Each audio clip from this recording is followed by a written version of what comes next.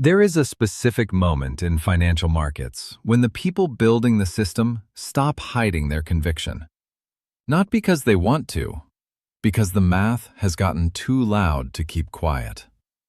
That moment arrived this week, and almost no one understood what they actually heard.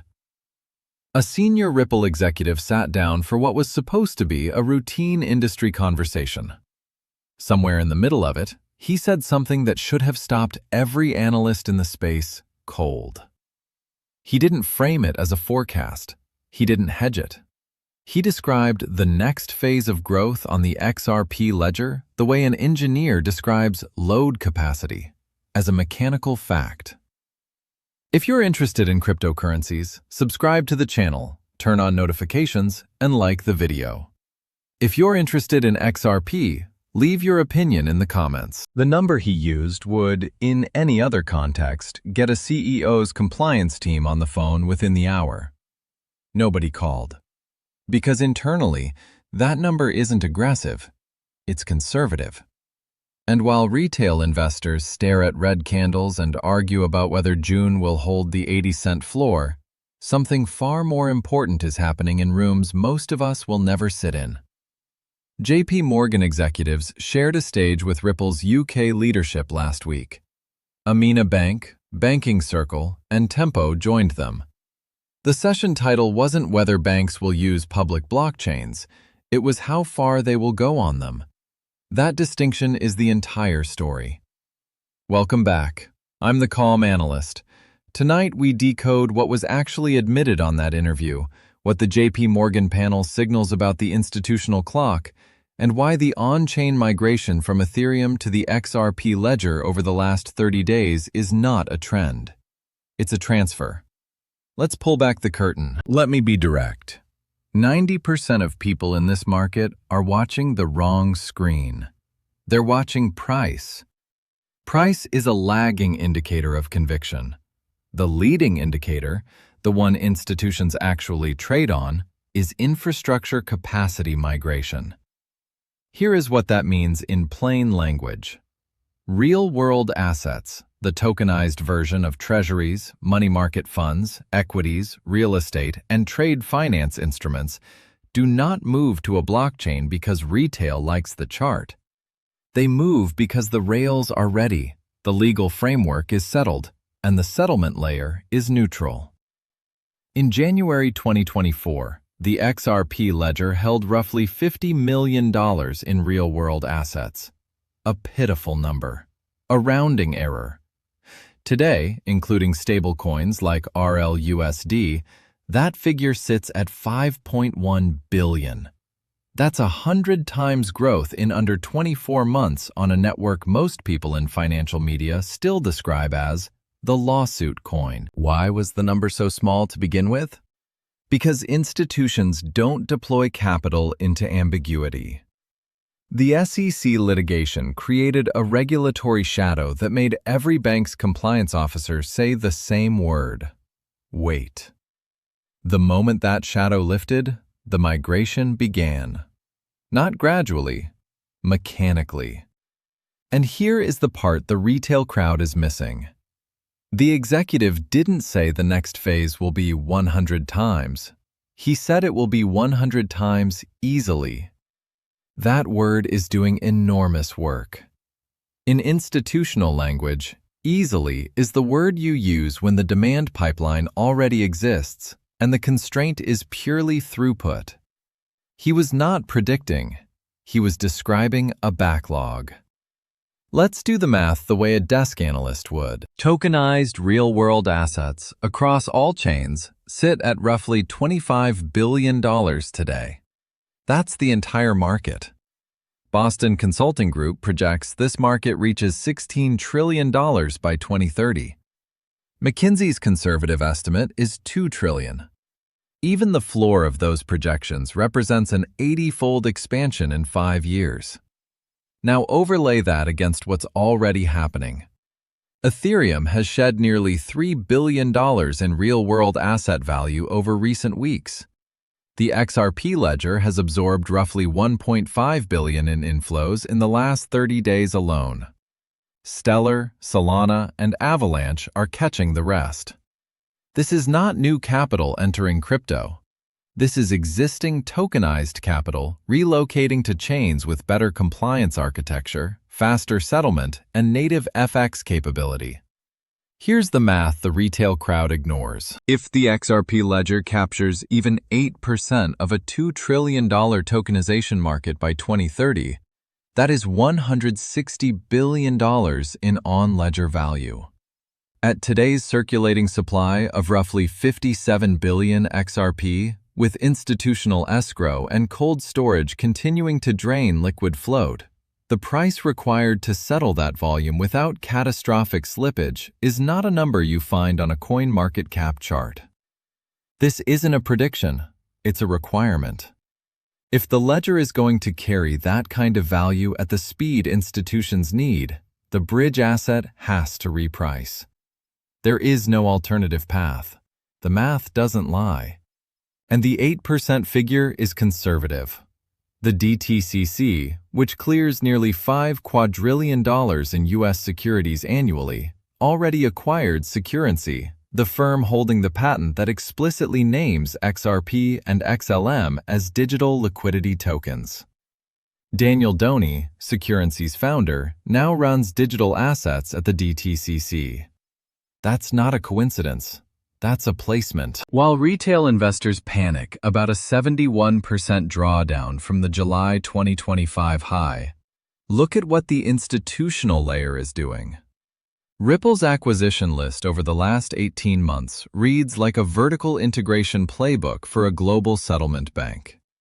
Hidden Road, now Ripple Prime, holds NYSE clearing code 0443 and FICC GSD netting membership 9388. Translation: Ripple now sits inside the same clearing infrastructure that settles 90% of U.S. securities. Standard Custody delivers regulated asset safekeeping. Palisade handles enterprise-grade key management. G-Treasury automates corporate liquidity and FX. Each acquisition closes a gap a bank's risk committee would otherwise flag. Add the New York DFS Trust Charter. Add the conditional OCC approval for Ripple National Trust Bank, one of the first crypto-native federal charters in U.S. history. Add native ISO 20022 alignment, which means the same payment data structure every modern bank already uses. This is not a company hoping to be invited to the table. This is a company that already built its chair, bolted it down, and is waiting for the rest of the room to sit. And on the panel side, Casey Crone, Ripple's UK Managing Director, on stage at Money 2020 Europe with JP Morgan, Amina Bank, and Banking Circle. The framing of those panels has fundamentally shifted. The question is no longer, should banks engage public blockchains? It is, how quickly they can deploy. That is the entire institutional posture, captured in one sentence. Does a firm like JP Morgan share a panel discussing execution, not exploration, without legal and compliance certainty? They do not. They don't speculate publicly. They position publicly only after they've already positioned privately. The specific catalysts on the table are not vague. They have dates and signatures attached. The Digital Asset Market Clarity Act is moving through the U.S. legislative process with bipartisan momentum. Once signed, every remaining excuse for institutional hesitancy evaporates. The regulatory risk premium that has held XRP and the broader bridge asset category in a discount window for 5 years simply ceases to exist. The spot XRP ETF complex, Bitwise, Franklin Templeton, Canary, Grayscale, is already live and running. Combined holdings have crossed 1.3 billion XRP across the global ETF wrapper, representing nearly $3 billion in assets under management. Inflows have been net positive across consecutive sessions even during a broader crypto drawdown. That is not retail behavior. That is mandate-driven allocation. Then layer the tokenization timeline. Larry Fink at BlackRock has stated publicly that every asset will eventually be tokenized. Franklin Templeton has been running a tokenized money market fund on public chains for over a year. The U.S. Treasury's own Borrowing Advisory Committee has recommended exploring tokenized Treasury issuance. The infrastructure is moving from prototype to production in 2026 and 2027. When these three converge, clarity legislation, ETF mandate flows, and active tokenization deployment, the wait-and-see capital becomes all-in capital.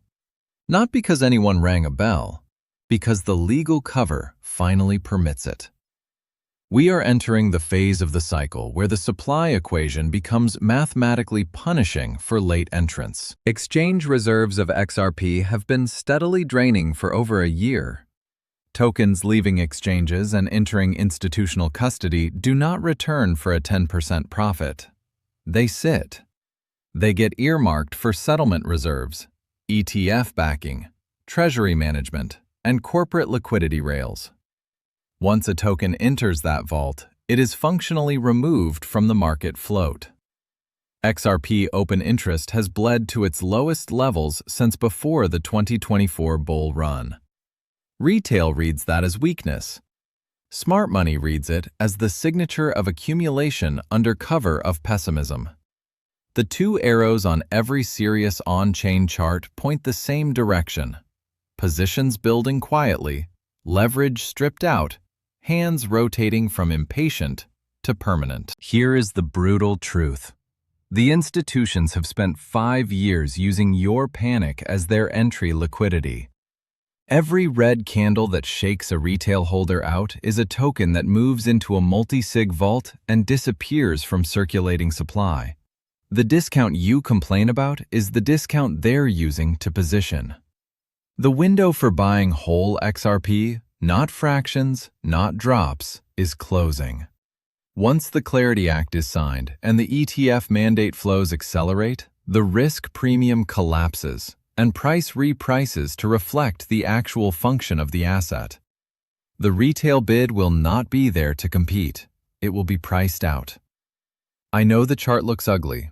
I know the bear market historical analysis suggesting 400 to 700 more days of pain is sitting in your feed right now. I know the 80-cent and 70-cent levels look more probable by the day. As an analyst, my job is not to make you feel comfortable. My job is to tell you the difference between price action and structural reality. Price action right now is noise. It is the volatility that institutional desks use to test conviction. It is the slow, methodical pressure that converts retail holders into exit liquidity for positions sized in the hundreds of millions. Structural reality is what this entire briefing has just walked through.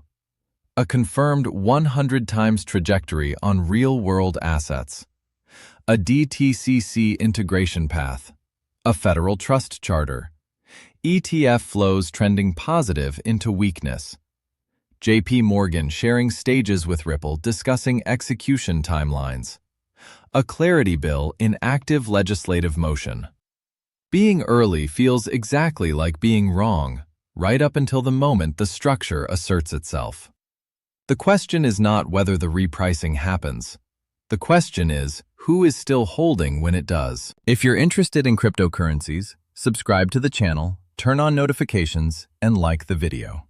If you're interested in XRP, leave your opinion in the comments. The executive who said 100 times easily was not selling you a story. He was reading a logistics report out loud. The infrastructure is built. The licenses are filed. The clearing codes exist. The patents are placed. The panels are happening. Price is the distraction. Structure is the reality. One is a chart. The other is a financial system being assembled in front of you while you decide whether to believe what you're seeing. If you understood what the Ripple executive actually admitted this week, not the headline but the engineering reality behind it, comment 100 times is conservative below. I want to see who's actually paying attention. Stay patient. Stay rational. The math doesn't lie, and the system is almost complete. I am the calm analyst. We don't wait for the future, we position for it.